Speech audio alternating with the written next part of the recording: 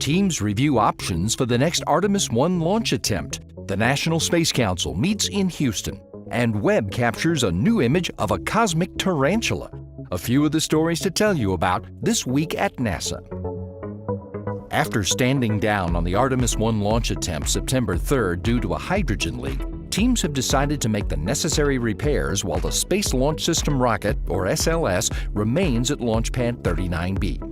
The mission will be the first integrated test of NASA's Orion spacecraft, the SLS rocket, and the ground systems at Kennedy Space Center in Florida, and will pave the way for human exploration of the Moon, Mars, and beyond.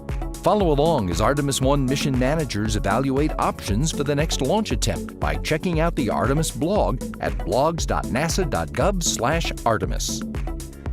On September 9th, Vice President Kamala Harris chaired a National Space Council meeting at NASA's Johnson Space Center in Houston and spoke to NASA astronauts Bob Hines, Jessica Watkins, and Kjell Lindgren aboard the International Space Station. The Council discussed a variety of topics including human space exploration, rules for emerging space activities, and STEM education. NASA also confirmed an extension for the Center for the Advancement of Science in Space, or CASIS, to continue managing the space station and discuss new space grant awards for STEM students.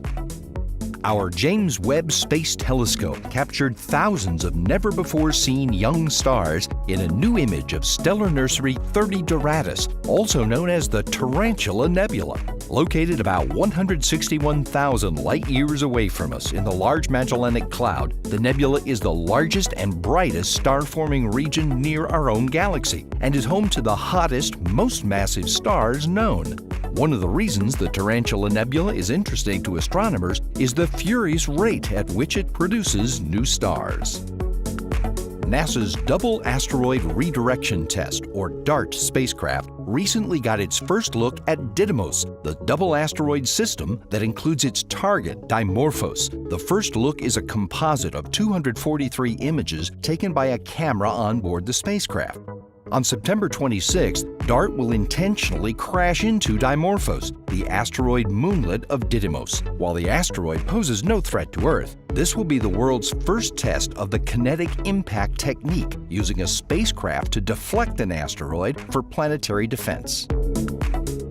The U.S. Postal Service has a new star, the James Webb Space Telescope. On September 8th, the stamp featuring an artist's digital illustration of Webb against a background of stars was dedicated in a ceremony at the Smithsonian's National Postal Museum in Washington. The selvage, or the paper around the stamps, showcases an image of a star that Webb captured during the alignment process earlier this year. That's what's up this week at NASA. For more on these and other stories, follow us on the web at nasa.gov/twan.